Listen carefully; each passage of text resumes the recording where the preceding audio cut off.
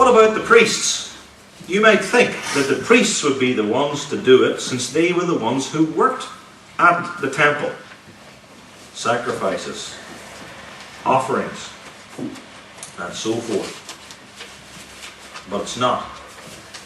In Old Testament Israel, the authority to repair the temple belongs to the king.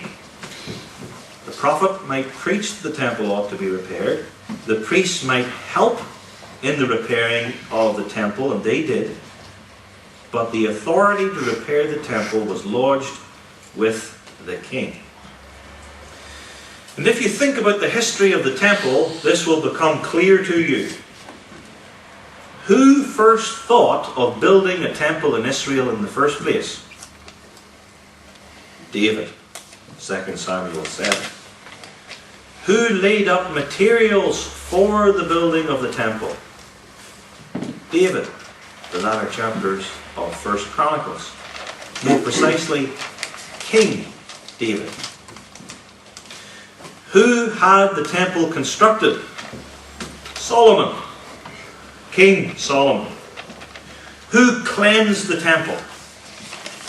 And cleansing the temple is taking out of it idols and the filth that some of the wicked kings put in it. Who cleansed it? Kings. Kings like Hezekiah. And so, who do we read of as repairing the temple, repairing the damaged structure? Kings.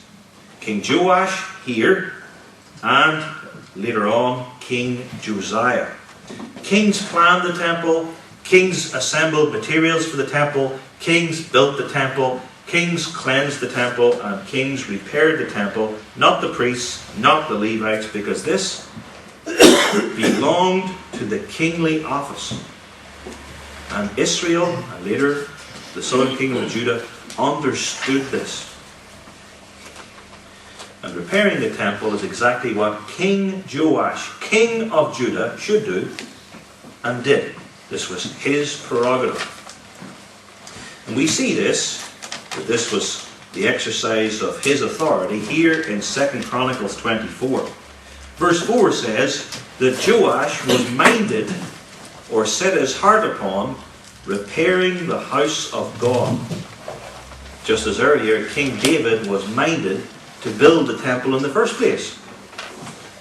And from verse 5, we see that Joash has the authority to repair the temple, and he has the authority to command the priests and Levites to collect money to repair the temple. This was his jurisdiction as king in Judah. In verse 6, the king has the authority, and he exercises it, by reprimanding the high priest for not properly seeing to it that those under him, and especially the Levites, did as they were told and collected the offerings from Israel to rebuild or to repair the temple.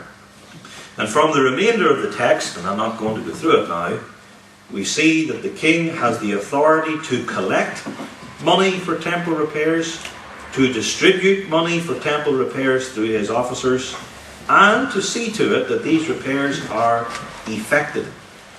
The king, it's his role. Now, what is the application of this today? That it's the king who repairs the temple and also builds it and cleanses it. This word of God speaks to us especially of the office of elder. Teaching and ruling elder. In the Old Testament, the king has the authority to build, repair, cleanse the temple. And in the New Testament, the elder has the authority to build, repair, and cleanse the temple of the instituted church, the local congregation.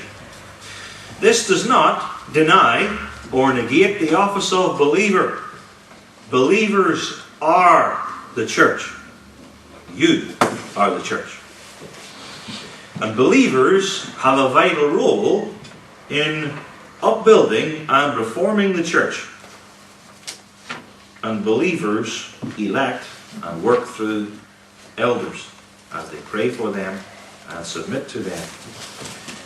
But it is the special office of elder, ruling and teaching, which has and exercises authority in the doctrine, sacraments, discipline, worship, and government of the church. And as this authority is exercised rightly, then the temple of the Church Institute is built up, repaired, and cleansed. And if elders, ruling and teaching, exercise their authority wrongly and wickedly, the temple of the Church Institute is broken down, falls into disrepair, and is filled with idols and filth,